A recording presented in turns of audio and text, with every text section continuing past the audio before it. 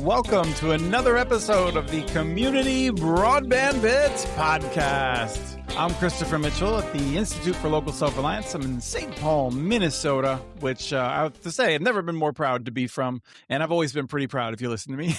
So also, I've been told to look at the camera more. Feels super unnatural, so I'm going to do it from time to time. We're here today. I'm excited to have Doug Adams on the show, who is the head of broadband marketers. He is a writer for Broadband.io, and he has been doing tremendous work trying to figure out what's actually happening with NTIA and BEAD, and then writing about that in a way that people can be informed on. Thank you, Doug. Absolutely. Thanks for having me. And then we also have Karl Bode, who is a guest who comes in from time to time. He is the writer for Community Networks as well as TechDirt. He's a general freelance reporter. He's been doing this for a whole heck of a long time. Thanks for coming back again, Karl.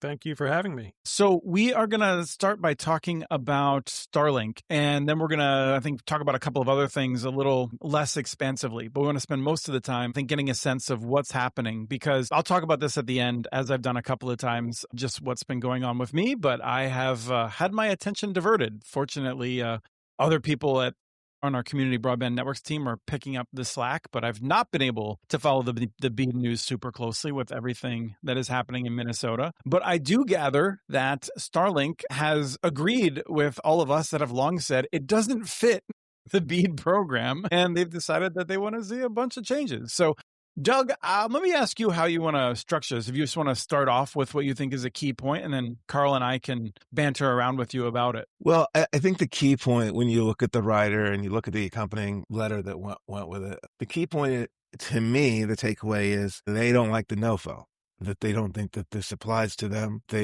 I think it's as simple as that. The asks that they have are pretty astounding, if you ask me. And we'll see what happens, because I have not gotten a quote from either Starlink nor NTIA. No lack of trying, but we'll see what comes of this. Let's step back for a second to make sure everyone's tracking this. So if I'm getting this correctly, basically Starlink sent out communication to all the state offices, basically. Now, they've done that before, and we've talked about this, where they've kind of sent out something and they've said, this is top secret. You can't share it with anyone. Right. They put confidential on the top. Yeah. Right. They put confidential on the top. And most of the states tend to respect that, but sometimes it comes out and we get a sense of what they're saying. Sometimes it feels like they're coordinated with NTIA on this. This feels to me like they might not be. What were the facts? Like, how did this start and what happened? So the facts of the matter is, for those of the people who don't obsessively read Broadband.io. Obsessively have no life, was the fact that Starlink has won, I believe, the most locations throughout the nation. Let's remember that Starlink also said that all of BEAD should be going to us after the June 6th guidance, because we can serve everyone. And honestly, they say that was the fact prior to the BEADs. Why they need funding is another story altogether. They have put both a rider and an accompanying letter together that really says a lot. It says a lot.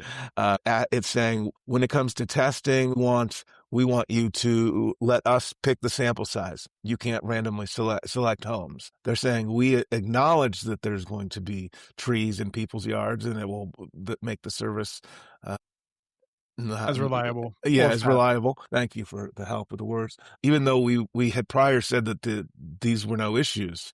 As someone who used to have DirecTV, I'll tell you, it can be an issue. Thank you, U2TV. Anyway, they're saying that somebody should be covered, even if they were covered prior to BEAD, even if they take up the service for a month and say, yeah, I don't like this.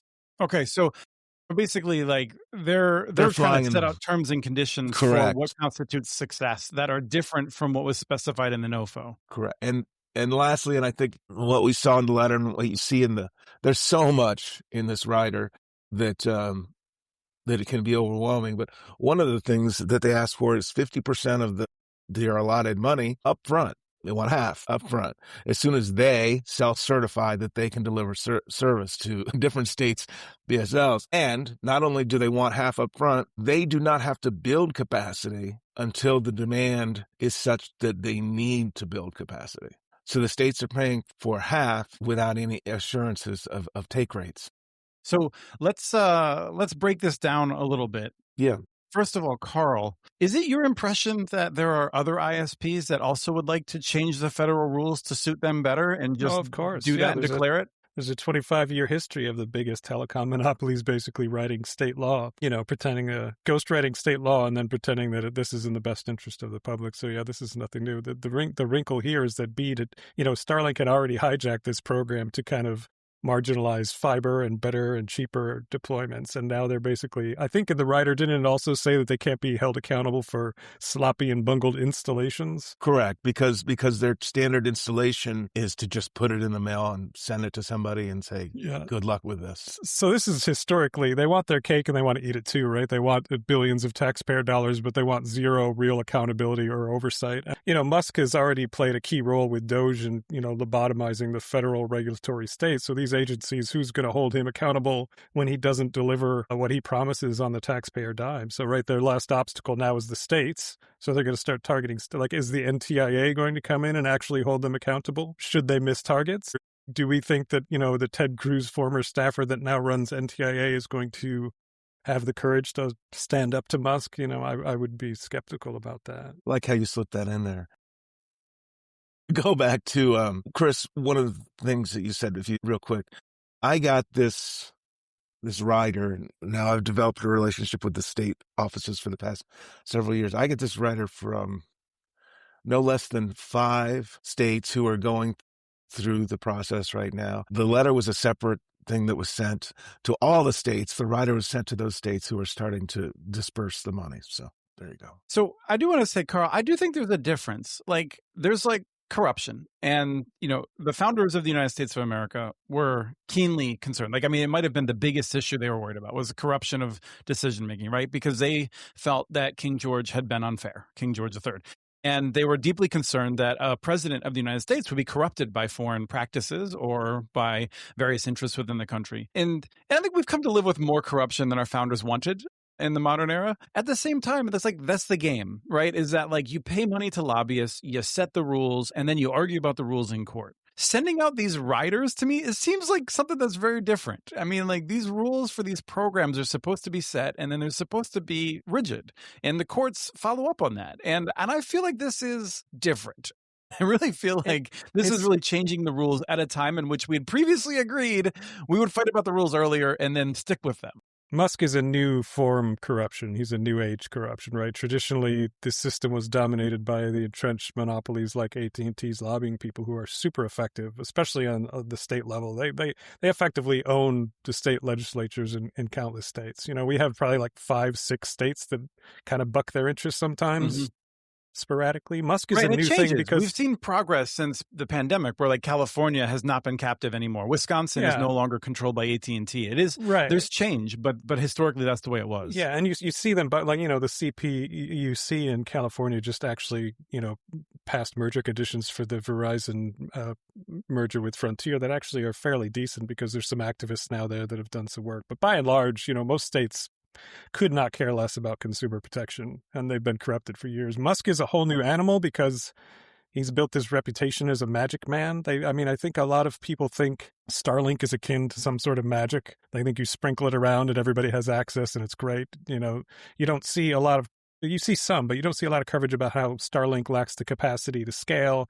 It's got a lot of environmental impact issues, both on the ozone layer and, the problems with the satellites degrading in orbit. There's a lot of problems here. And so not only did Musk come in and completely hijack this program to redirect a lot of funding away from not just traditional monopolies, but community broadband access, but now he's telling states that they basically, and the federal government, they cannot hold him accountable for pretty much anything. So the riders, to me, is just an extension of what he was already doing on the federal level, right? So it's more of the same in many ways. Go ahead, Doug.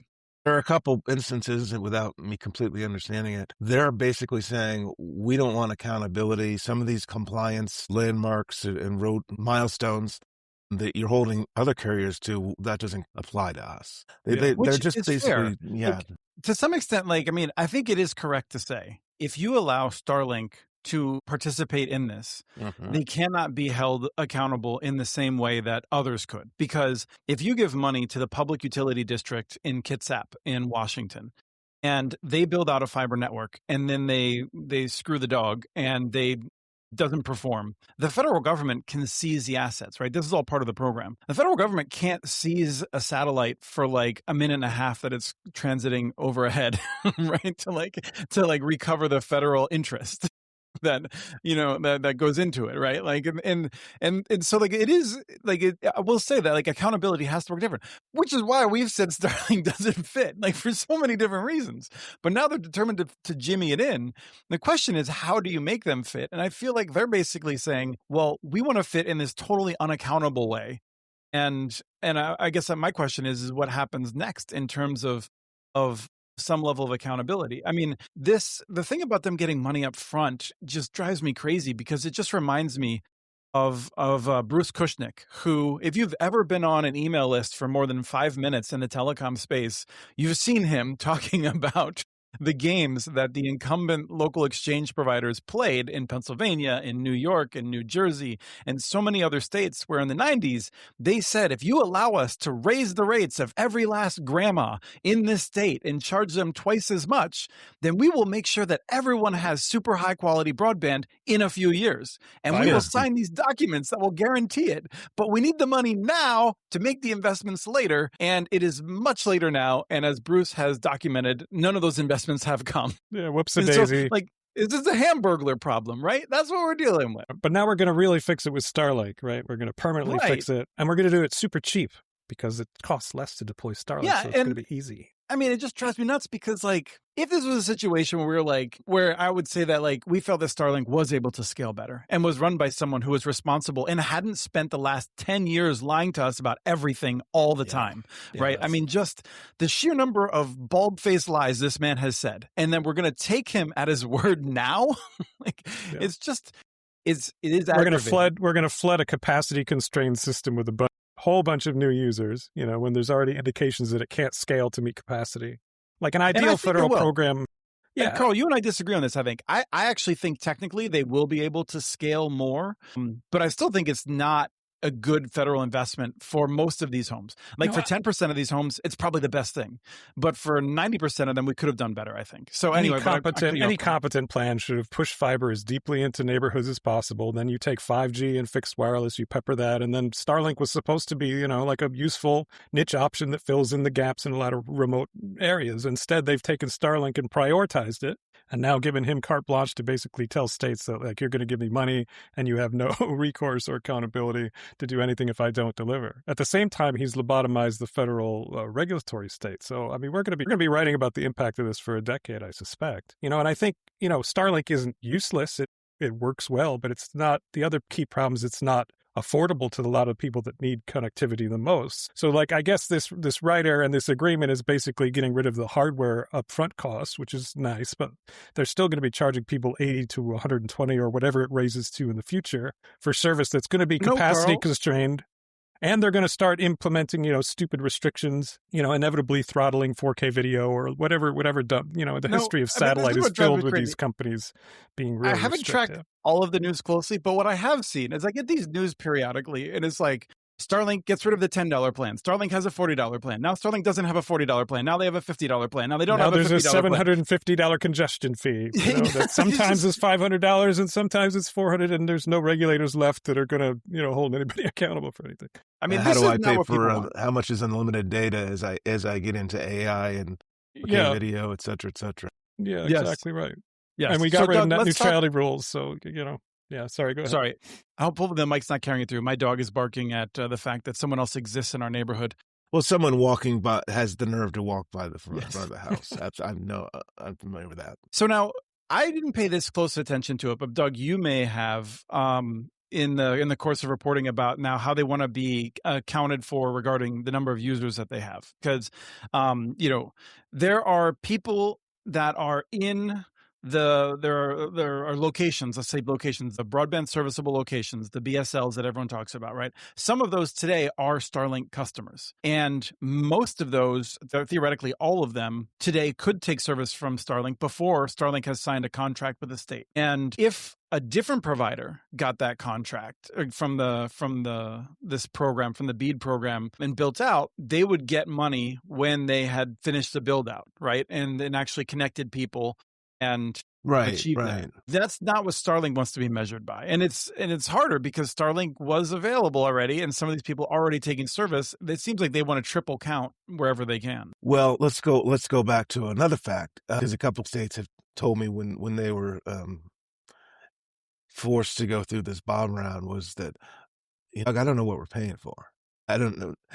So they're paying for capacity. Mhm. Okay, great. I understand that. They need more satellites to go up in the air and serve everyone. But they're also paying for the hardware that in many states they're giving away as a free marketing promotion. So Starlink wants to be Starlink is giving away. Yeah, Starlink is. So Starlink wants, let's say, Chris, you said, I'm going to try this Starlink. It's not going to cost me any money. Let's give this a shot. And if you have it for a month and you hate it, then you're served. They count you as served. They count as check. We delivered Chris service, even though you cancel it after 30 days. They also want, let's say, Chris, you've had satellites since 2021, 2022. You're an early adopter. Well, Chris has satellites, so he's one of the people that we served through BEAD. Well, what? So the federal government is writing them a check to continue doing what they had already financed with private funds. And in many states, I ask them, I say, are you paying for actually service, or are you paying just for the capacity? Most of them say that they have an NDA and they can't talk about it. This would suggest that they're getting paid regardless. And, when we've seen these programs, there was one specific program in Maine that said 9,000 of our BEAD locations, they're just not going to be fiber or wireless capable. They said, so today, it was the summer of last year, they said, you can get on LEO right now. You can get on Space Starlink. I get SpaceX and Starlink confused. You can be on Starlink tomorrow. No cost to you other than the monthly charge. The people who took that were less than 10%, maybe even less than 5%. I don't know how that's evolved. So they know that this is the driving uptake. And one of the reasons that I've been 1,000 times more bullish on Amazon than almost everyone else, because at least they know how to market. At least they have a desire to drive for the LEO. Okay, they have zero infrastructure. I get that. And they have less spectrum. Yeah. And so maybe it's a fool's errand and they're never going to be able to do it. But what I will say is they can sell. They can sell. They can drive uptake. They can get people to try it. Whereas Tesla has never needed to spend a dime on marketing. And that's where we come from with SpaceX. And Tesla companies are notoriously bad for having zero customer service. That too. People who would put down their down payments for the thing and then write in and ask them, okay, I didn't get service. Do I get my money back? And there'd be no answer for a year and a half. Whereas Amazon not only has cloud infrastructure, but Amazon does at least know how to do functional customer service. Correct. I imagine that fanboys of Musk would be saying, well, actually, they're great at marketing because look at the demand that they built for Tesla without running an ad. Doug, I feel like as a marketing person, you might distinguish between someone who's really good at marketing the first 10% of a population versus being able to market 80% of the population. Yeah, there's Jeff Moore back in the freaking 90s had the technology adoption curve. And he said that no matter what, there's about 10% of people who are early adopters. They want the new and shiny thing. They just have to have it, be it ego or wanting to keep up with or being ahead of the curve or keeping up with technology. There's about 10% of people who will buy no matter what. The question is how do you get a majority of folks? Yeah. Now, the question I guess I have is I think with SpaceX, they want to get 50% of the money up front, and then they would need to hit a certain number of users to unlock more of the funds. And that's what we're talking about here in terms of what counts as a user, right? Yes. But a user is a loose term, but yes, that's how they would recoup the rest of the 50%. Karl, I'm just so frustrated. Yeah, I know the feeling. Yep. These were systems that didn't work well in the first place. Counting available served users, making sure consumer protection exists, making sure stuff's affordable. These systems were already pretty broken in the United States, and now they're much, much more broken. Our federal regulators are non-existent effectively. And I'll say that, like, I want to go to you in part because, like, DSL reports, I think being grounded in what real people think, is helpful. And the people that you've built such trust among are like the people that actually use stuff and buy stuff. And my impression is that for 30 years, people have wanted the internet to be more like a utility in the sense of being reliable, affordable, predictable, not, they don't want it to be more entrepreneurial where like the deals change. Like the electric system for many states changed from being like this predictable thing to being like every month you get a mail and it's like you get 2 months and then you get this and then the rate goes up for only 5 minutes, but then like nobody wants that, right? No. That's the direction that I feel like Starlink is pulling us. And that's also the direction that, to some extent, the cable companies have laid the groundwork for with these ever-changing offers. Yeah. The shifting landscape where your promotional price is constantly changing and they're constantly trying to bundle you into other services. And a lot of people do just want a simple, affordable connection that works. But there was always, if you remember in the DSL reports era, there was every 6 months there'd be a fight over whether broadband was a luxury or a utility. And the broadband providers would get all agitated and they'd say it's clearly a luxury because they didn't want it regulated like a functional utility where there's somebody actually making sure you're getting what you pay for. And, we've spent you and I, all of us have spent, 2 decades plus just trying to get some kind of basic framework in place to make sure people are getting what they actually pay for. And in my career, I've watched it just consistently get worse, where the federal government does a worse and worse job, gets like lobbied into useless, feckless corruption. And this is like, and now we've hit this point where we had this historic influx of billions and billions of dollars that really could have been truly transformative. I know a lot of that money would have still gone to Comcast and AT&T, and it still will. There was real potential there to drive it to a lot of really affordable, interesting local municipal options that actually care about just offering people a cheap, easy, fast, reliable connection. So it's going to be, I'm mostly frustrated because I know I'm going to be writing about this for the next decade when people finally who are on this network are like, oh, why at Thursday at 4 does my $170 a month capped shitty Starlink connection not connect me to the internet? And I can just see the path where we're headed, and it's frustrating because I know what I'm going to have to listen to. This is one other thing I wanted to hit on, which is that like, and I'll, Doug, I'm curious if you want to react to this a little bit as someone who like understands public opinion, thinks a lot about marketing and public opinion type things, is that one of the best parts of BEAD, and this slowed it down, I admit, was that there was supposed to be public engagement. There was town halls. There was public comment required, multiple periods for different aspects of this. Because in the past, the federal government would say, who doesn't have internet access? And they would throw darts at a dartboard, and then they would like pick different companies and never consult anyone on the ground as to what technologies they wanted, what their priorities were, or anything like that. The BEAD program changed that. The BEAD program said, you're an American citizen, you're here, and you have a voice, and we want to know for the next several years, decades, what service do you want? What are the things that you're interested in? And nobody said, please, Starlink. Like it just, and so like one of the things that's been totally lost here is that people got a chance to express their preferences. And Doug, my impression was that this really happened. SPOs went out and state broadband all over the state broadband offices. Not to get hyperbolic, but I've heard stories where community members would come up to after the state broadband and they would thank and hug the directors and the members of the office to say, oh, I can't believe this is actually finally happening. You're finally going to, bring fiber to us. And they're like, yeah, this is real. This is real. Because so many times they've been promised the better connection and they've, been screwed, for lack of a more graceful way of saying it. So I think that a lot of the state directors, I don't know if anger is the right word, dissatisfaction with the changes is that they went out and they promised that this was different.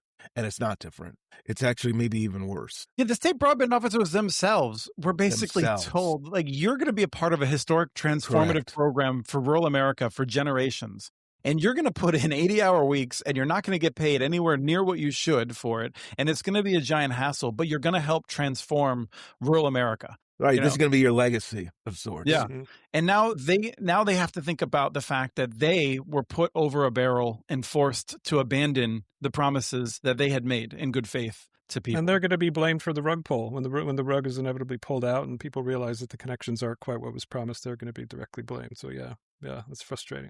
What I would like to remind people is, like, last election season, there was the big complaint about how this bungling bureaucratic program was taking so long, right? Ezra Klein had a whole segment on Jon Stewart's podcast where BEAD was taking so long. And now I don't see a lot of those same people, concerned that not only are we introducing entirely new massive delays for states, we've redirected billions of dollars to an unreliable white supremacist, if I may be so bold, which is hugely problematic. Those are and accidental sig heils. I don't know what you're talking about. Whoops-a-daisy. But I don't see those same abundance people that were really very concerned about broadband policy for a very brief window there in the fall. I don't see them now. I don't hear them talking about any of this. So I find that frustrating. And I got frustrated too because ARPA really did deliver a lot of the stuff that was promised. Yeah, the American Rescue every Plan week. Act. Every week I talked to a different municipality who really did deploy, next generation affordable fiber to people who've never seen that in their life. And that doesn't get discussed much at all by those same people. So I get there's multiple layers of frustration. I want to come back to that in a second. Doug, is there anything else on SpaceX that we should cover regarding this? Do you have a sense of what you think happens next? And was NTIA blindsided by this, do you think, or do you think that they are part of it? So I'm just going to keep asking you questions about you can't answer. They're not part of it. They've told states not to sign this. But my question becomes, okay, then what? Starlink, who is well known for, caving and cooperative deals, are they going to say, okay, we'll back off on the rider, or are they gonna walk away? And then what happens if they walk away? How many delays does that introduce? How many delays? Well, and already we're dealing with. This is an area where we actually have the winning hand as the public, because from the perspective of someone who's living in a rural area, it doesn't matter whether or not the federal government gives SpaceX money. The service is available.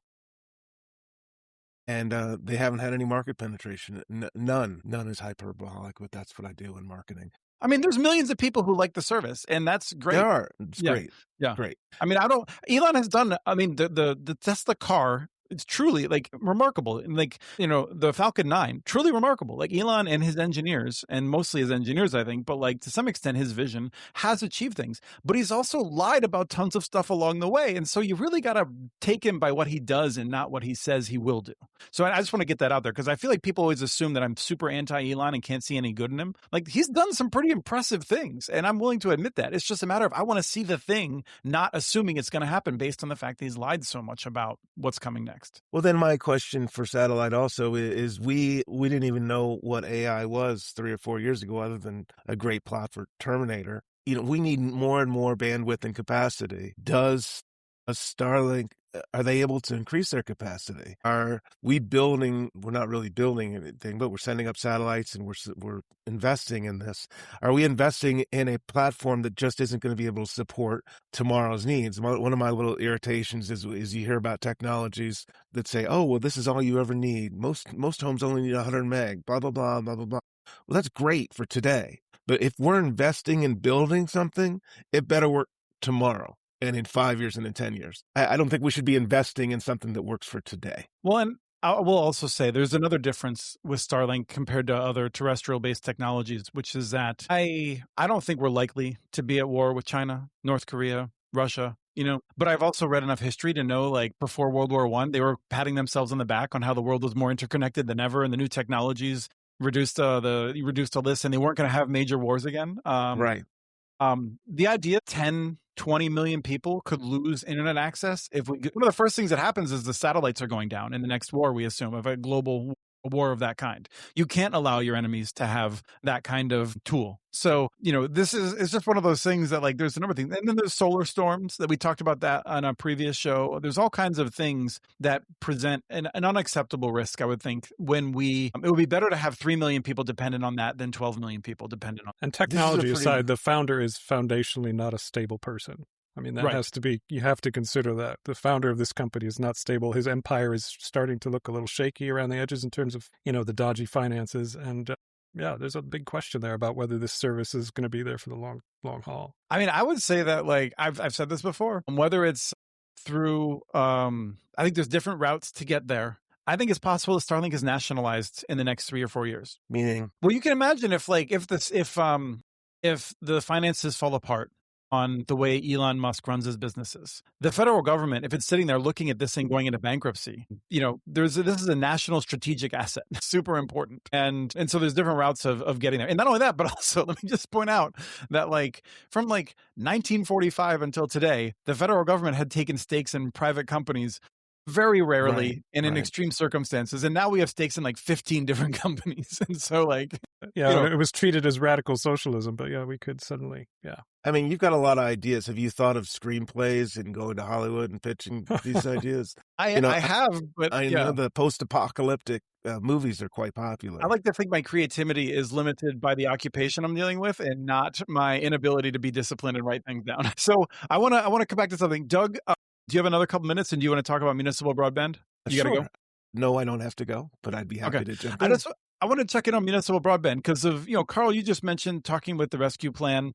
And so, Karl, I want you to tell us what's going on in New York State. You wrote about that recently for us on communitynetworks.org. And then, Doug, I'm not sure if you're still keeping up with the Ohio networks, but I'd love to, if you have any thoughts on what's happening there lately or want to give us just the top line benefit. But we'll start with Karl. Well, New York State, but back to the American Rescue Plan Act, New York State took a big chunk of that money and actually dedicated it to municipal broadband. And so you've seen a lot of towns like, I think, Dryden, New York, close to where I grew up, have gone out and deployed really affordable, $60 a month gigabit symmetrical fiber.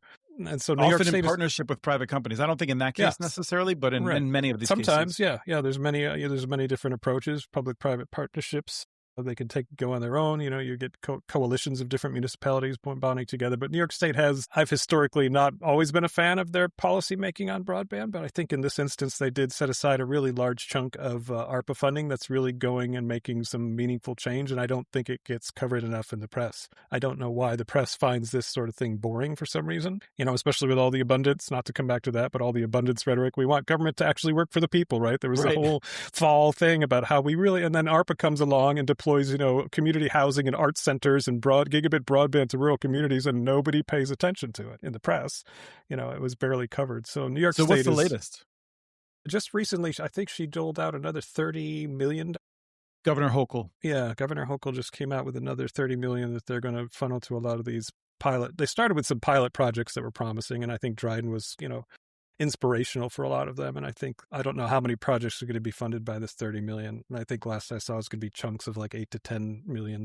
So probably only a handful, but it's still significantly more than we're seeing in a lot of states. And I've been really impressed because a lot of these municipalities are focusing on the important thing, which to me is affordability to communities that have long been neglected, especially, the marginalized populations in places that are historically overlooked by private monopolies who are just there to largely extract profits as quickly and efficiently as possible. Right. And Doug, you've done a lot of work with Fairlawn. You were Rapid Response when there was an effort by Charter Spectrum 2 years ago now, maybe 3 years ago, a lifetime ago. A lifetime ago. Yeah, when there was an effort to try to make it illegal in Ohio to do this sort of a thing. But what's the latest for some of those networks? Now, there hasn't been any chicanery in that sense, but really when you look at both the state that I have customers in and the state that I live in, which is Colorado, you see two states that followed the BOB rules and ended up with only around a half of fiber and a lot of satellite. What I would say You're saying they followed the benefit of the bargain rules. Yes, and were less aggressive in, let me see Colorado's numbers. They were less aggressive than some states, but they were following the rules. Yeah, so Colorado, I think, ended up in less than half of fiber. And when you're looking at wireless and you're looking at satellite, I don't mean to drag wireless into this. You're looking at technologies that may meet today's needs, but may not meet tomorrow's needs. I think it's yet to be seen what happens with the savings of $20 billion. I've seen Senator Wicker wants to use it towards, for whatever reason, he doesn't want to use the term middle mile, but a more robust infrastructure throughout states. So if there's a more robust middle mile infrastructure, are more and more communities who got satellite, what I might call the digital divide of tomorrow, the LEO recipients, are they going to step up and start saying, okay, it's time to be, everybody has tried, it's time for us to take matters into our own hands. So I would predict that you're going to see a lot of communities, if not the rest of the decade, then early next, saying nobody's going to help us. It's time for us to do it on our own. Do either of you think we're ever going to see this amount of subsidies again in the next 30 years, this volume of BEAD subsidies? When you say this volume, $42.5 billion, I don't think so. That scale, yeah. But per capita, I think we may, like in terms of like, because there's fewer households. I mean, some of the BEAD dollars will be spent wisely. A lot of the rescue plan dollars will allow for networks that are built that then locally rooted providers will then edge out from there and figure out how to expand slowly. States, I think, will have line extension programs that will help. But I can imagine that if there's a significant economic downturn as part of a program to boost sort of the anti-cyclical spending that government does to prevent the depression from forming during a recession, I would expect to see some money for like the Digital Equity Act reinvigorated, but also some more infrastructure funds to allow for building out. But it won't be that, I mean, it'll be costlier per premise because we missed this opportunity. We squandered it, but it will still be less in total because so many locations will have ultimately been served. Well, I mean, sooner or later, and maybe I'm naive, don't we at some point in time have to get to the point where fiber is needed at every location, just period? I think If so. that's in 10 years or 50 years, sooner or later, the government, if not private sector is going to have to invest in every single home. Just like we have electricity in the boondocks, everyone is going to need. I would say like 99.5%. I don't know exactly how it breaks down. Like, I the mean, point there's some people who tell me in their states, they're like, well, people come here to get away and disconnect. Okay, that's fine. And some people just want to get away. They don't want anything to do with it. I would say fully served in the United States is probably 98, and I would say that it should be fiber. Well, Yeah, no, I Verizon think that's told me in roughly right. 1997 that job was completed. So when I used to ask them for quotes, back when Pennsylvania, I think, threw untold billions at them in exchange for what was supposed to be, symmetrical fiber everywhere, they would say, "Yep, we did it. Mission Well, accomplished." just look at the map. Yeah, Right. look at our super reliable broadband map.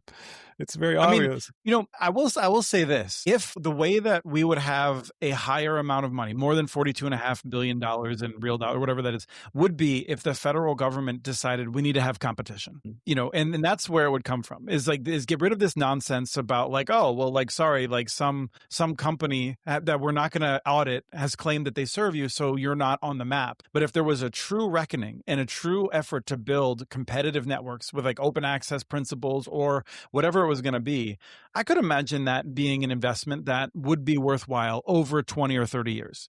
I mean, you could spend $50 billion, and if you then result in competition that provides price discipline and benefits, you will absolutely, like the stock market, like I hope you're not owning Comcast, but like you bring real competition out there, the American taxpayer and the American economy will benefit by more than that amount over the long term, I think. Now, that's the question of like from a public policy point of view, but like whether or not you're going to convince people that's a good use of taxpayer dollars, I don't know. Doug? Well, I would say invite me back to your utility versus technology podcast because we could go into this. You just 30 minutes ago said that we've been fighting to see that broadband is a utility. One thing that I would say is that consumers see it as a technology. They might buy 100 megs, they might buy 2 gigs. That's how consumers are. And meanwhile, all we do is just a race to the bottom with speed and price. Speed up, price down. I mean, I would say that it's what you're saying, Doug. What I'm trying to say is that a utility, the government does not pay for competition to make sure that there's multiple utilities within an area. Yes, it does. And what you're asking is for there to be private competition within areas for the internet. I don't see that happening. And if you wanted to say that broadband is a utility, why should it happen? Other than you can't have it both ways is what I'm trying to say. No, I understand your point, and it is a very good one. And I think that this would actually be a really good future show. That's what I'm saying. Invite me back to that one. But briefly, what I guess I would say is that like, if it's going to be a utility monopoly model like we've done with electricity, the question is who guarantees it does a good job and doesn't return to this era of slow innovation, right? AT&T runs Bell Labs, and Bell Labs is magnificent, right? It creates so much of the technology we rely on today. There's a lot of benefits for having a regulated monopoly system. At the same time, we couldn't have a football or princess phone or Husha phone, right? They were so protective of their monopoly and they had such control over it, and they capture all the regulators. And so there are those problems with it. And so, I will say that like, if the federal government continues to set policy as though it should be competitive, I think we need government investment in order to make sure there's truly competitive options out there. What people want is a low price and a stable service, ultimately. And we associate that with utility. And I don't know that because we've run natural gas utility, electric utility, water utilities that way, that we have to do that for this technology. I guess I continue to argue with myself about what is the best way and what is the realistic way. Right. Pragmatic and idealistic Chris are arguing with each other. My problem with this theoretically is that I know that private industry hates the idea of being regulated, but to have a functional market, you need competent regulators. And there have been and we're discussing this like we're still in 2010, and we still have an FCC that works, and we still have an NTIA that isn't staffed by Which we complain about weird all the time. The zealots, FCC when right. it worked, right? But the series of Supreme Court rulings that have basically made it impossible for regulators to hold companies accountable for anything, as we just saw when they tried to hold AT&T accountable for, hoovering up user location data and spying on their own users and selling that data to data brokers. The Fifth Circuit just said, no, we're not going to, FCC doesn't have the authority. We've seen that repeatedly over and over again on everything related to telecom. The scale is slowly moving to the point where we don't really have functional federal regulatory oversight of these companies anymore. We like to pretend, and I think the business interests in telecom trade magazines like to pretend that we do, but we do not. We don't have a federal government that cares about affordability right now. We don't have a federal government that has regulators in place that care about consumer interests at all. Right. That's not an anti-Trump statement. I don't mean that. I don't mean that critically or even Biden, 2 years ago under Biden, we would have said the exact same thing, and we did, in fact. The Jessica Rosenworcel for the Biden FCC, she was kind of a performative regulator. She would do things that sounded good, but she couldn't openly acknowledge that monopoly power was constraining markets and had destroying consumer protections. They weren't honest about this stuff. And we're at a point where we really don't have a functional federal oversight. And I think any effort to kind of guide the market towards, a lot of open access fiber markets that are kind of functionally regulated to ensure there's some competitive, that stuff's not going to happen without some dramatic policy reform. And I just don't, where we are right now, where we're being operated as like a kakistocracy by a lot of corruption, it seems very far away for me to start talking about, okay, how do we build, a nationalized, even nationalizing Starlink or, breaking up local monopolies or having an antitrust renaissance of any kind. I just feel so far away to me right now. And of course, how Elon can help with the whole regulation and everything like that. Right. I mean, I've spent 25 years trying to argue for a little competent adult regulation, and Elon Musk comes in with Doge and destroys half of the federal government under the pretense of, innovation efficiencies. So I'm frustrated. Yeah, I mean, let me say, I live in Minnesota. If I could have a sound effect, it'd be like Chris says 10,000 times. I live in Minnesota, and we have significant fraud here. If you watch Fox News, you're well aware of that, and we don't know the scale of it. I think it's been overstated in terms of 18 billion. To me, seems like unimaginable. If that's the case, then good Lord, people really were asleep at the switch. When I talk to people I know, having gone to public policy school in Minnesota, I know a fair amount of people. One of the things they tell me is that, I'm going to tell you that, I am concerned that some white guy, middle-aged like me, sitting there and being told you're racist for going after, a person of Somali descent for fraud. I don't think it would stop me, but I can imagine it may slow down some other people who are concerned about that and under certain periods. But honestly, the thing that I hear from people is that we haven't invested in people to actually do the investigations and to check in on this sort of thing. And so we've cut government to the point at which we have programs that we cannot cut because they're essential for people's lives. But then we cut the oversight. We don't have the right amount. And I'm one who always believes in inspector generals. I don't always think they get it right. I think auditors are sometimes embarrassingly naive about the things that they're auditing. They just don't even know what they're talking about. But these things are necessary in order to have checks and balances. So when we talk about this from the government point of view, it isn't just us complaining about it. It has impacts all across government when we cut things back in this way. And it's not just a matter of cutting back, but we just have government designed not to work. And that's kind of where we are right now, unfortunately. Yeah, and people, if they really want to be concerned about fraud, I could tell them many tales of telecom chicanery over the years from AT&T, getting billions upon billions of dollars for networks that were always half delivered across every state. I don't see a lot of people freaking out about that on Fox News or anywhere else. Yeah, so there's someone that's if we really want to talk about fraud, come talk to me, and I can provide ample documentation to prove that corporate America is at the heart of most of it. Please, yeah. There are so many places I would point that audit gun, to save Bruce, real money. You brought up Bruce Kushnick. The poor guy has been out there pointing out how Verizon has been ripping off state taxpayers for literally 35 years. And he gets downplayed. So yeah, it's frustrating. Yeah. Doug, last thought? Last thought is, I don't know that people who are cynically saying that this is RDOF version 2 are wrong. I want to see, I really want to see where the $20 billion goes and what that's going to fund. The NTIA right now puts out a sheet for every final proposal that is approved, and they'll say, and there's 2 bars. One is Biden's number and one is Trump's number with Bob, and the savings. They're calling it savings. And they're calling monies that were legally allocated to states as savings. Now, the Wicker bill and some other things have said we need to do something productive with these. And I'm really looking right now to see where that's going to be pointed and what that means to the future of municipal networks and the future of feasibility to get fiber to more folks. Hopefully, when they say they're going to improve the infrastructure, that means middle mile. That means more availability for communities to take matters into their own hands, where the federal government, unlike not the state government, has let them down. Right. Yeah. I don't know if you caught it, Doug. I'd said before that if you want to do savings and you go out to a federal, one of the highways, the interstates, and you grab the construction crews as they're preparing to, like, you ever like drive down the interstate and you have to go to the other side when you have like one-on-one traffic because they're rebuilding the whole other side of the lane. You just tell them all to go home after they finish grading the dirt. And then you've saved on the order of hundreds of thousands of dollars per mile, millions of dollars per mile. Very smart. It's impressive. Yeah. Smart. Yeah. I mean, I could save money any day. You want a money idea, savings ideas? Like, I think you've missed your calling, Chris. Run for office. You should be in Washington. Let's get you into office. I just want to leave a note about what's going on here, which is that, things are getting better in some ways, which is to say that we don't have random checkpoints on the highway or exits. We don't seem to have random people who are not white just being asked for their papers because they're walking down the street.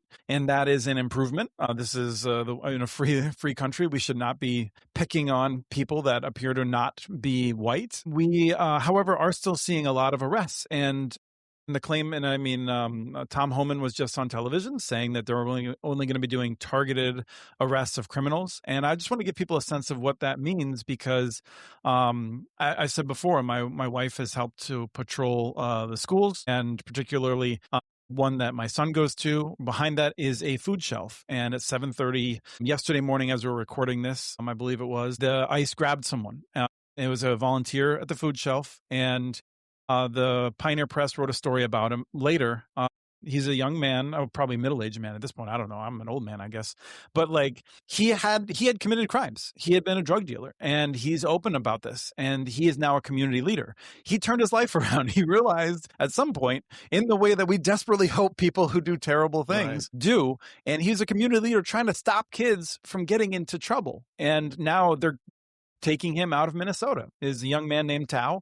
I don't know what his situation is in terms of, like, I would expect that he is here permanently, legally, but he had committed a violation and they're trying to pull him out of my community. He might already be in El Paso. One of the people that I've talked to, a person that she was familiar with, stopped showing up at work. And they got a phone call a few days later, said, "Hey, I got picked up.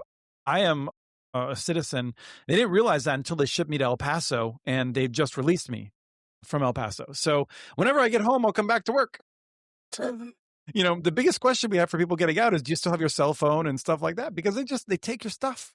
It's just, that is continuing. And so when they say they're only going for people that have committed crimes, understand that's not like someone who's out as a predator in our community. These are often people who may have done something 40 years ago, paid the price, and served the community to try to make it better. And they're being pulled out, and we are worse off for it. So that is what we're dealing with right now. And I really hope the next show that we do, I can say things are looking better. But I really appreciate, I can't tell you how important it is for all of us to see all the stuff going out there, like people doing protests, people, sending money to help our neighbors. It really means a lot. So yeah, it does. I appreciate that. We've been really proud of you guys. Watching that organization job, and the local people pulling together has been really impressive. And we have a lot of compassion headed your way. Yeah, appreciate it. Keep it up. Keep it up. Thank you, guys. Thank you. Appreciate it. We have transcripts for this and other podcasts available at communitynetworks.org/broadbandbits. Email us at podcast@communitynetworks.org with your ideas for the show. Follow Chris on Blue Sky. His handle's @SportsShotChris. Follow Community Network's stories on Blue Sky. The handle's @CommunityNets. Subscribe to this and other podcasts from ILSR, including Building Local Power, Local Energy Rules, and the Composting for Community podcast. You can access them anywhere you get your podcasts. Catch the latest important research from all of our initiatives if you subscribe to our monthly newsletter at ilsr.org. While you're there, please take a moment to donate. Your support in any amount keeps us going. Thank you to Artie Huseby for the song Warm Duck Shuffle, licensed through Creative Commons.